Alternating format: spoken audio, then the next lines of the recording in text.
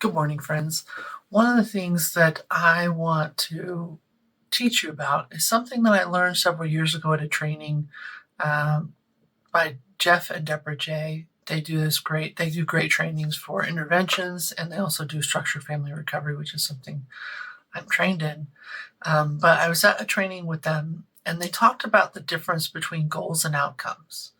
Because when we're talking about change, one of the things is that sometimes we set a goal, or we set a goal, but it's really just an outcome. So, like, if I were to say, I'm going to lose 50 pounds by the end of the year, that's an outcome. That's just something that's like, I've created an outcome, but I don't have an actual plan or process for achieving it. So, a goal looks different.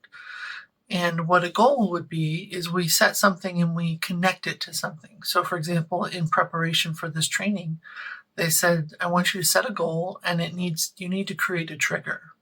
Now, for me, when I learned about triggers the first time, it was always in a negative context, triggers to use substances, triggers of trauma. But they said, create your own trigger. And so I want you to think about something.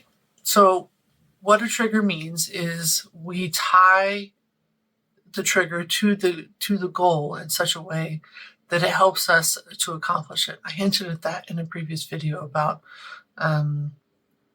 moving all of the apps to a different screen so that the first thing I did was a trigger to remind myself of a choice. So in this, they said, if I were to set a goal to drink more water, then that would be an outcome, actually. But if I said, and this is what I did, every time I sit down in my chair, I'm going to drink out of my water bottle. It's always with me. And so being able to say, okay, every time I sit down. And so I worked in residential treatment, so I was up and down often. And so by drinking from my water bottle every single time I sat down, I was finishing 2, sometimes 3 water bottles a day. It used to be smaller. Because it was tied to something. So being able to set a trigger for that. So first, I want you to think about something that you think you'd like to do, a habit you want to develop, or even a habit you want to extinguish. So think of something that you think would be a small improvement in your life. And then I want you to think about what would be something that would help me remember that that's important to me. One of the struggles I have with goal setting is I get busy, I get distracted, and I forget that that was a priority. So being able to say, okay, here's my trigger point.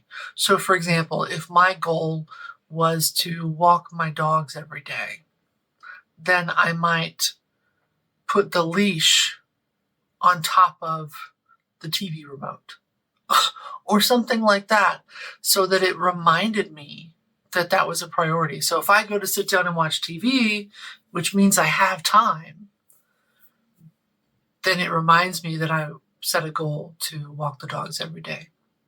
So I want you to think about, 1, what is something that you want to change? And then 2, what is a trigger that would work for you? So if it's, hey, I want to start going to my 12-step meeting every day, all right, well, would you put in your big book in a place of convenience, or a place that you would have to see it and move it to be able to do that? And if you think back, I don't know about how old some of you guys are, but when I was younger, they had these things called pet rocks.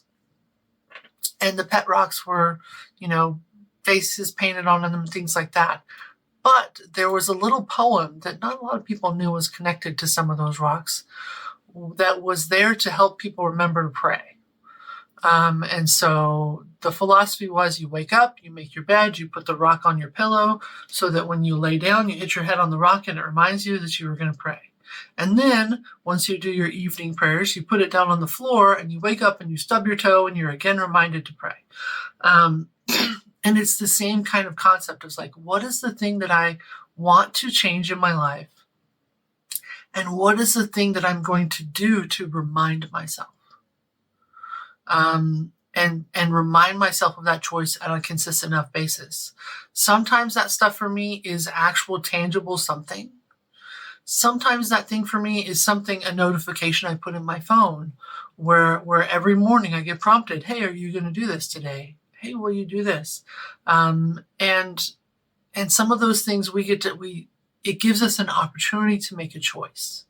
So that's the important piece. So what I want you to do this week, or at least, try it, is this piece of choose something you want to change, and then choose something that is a trigger point that will help you remember you want to make that change.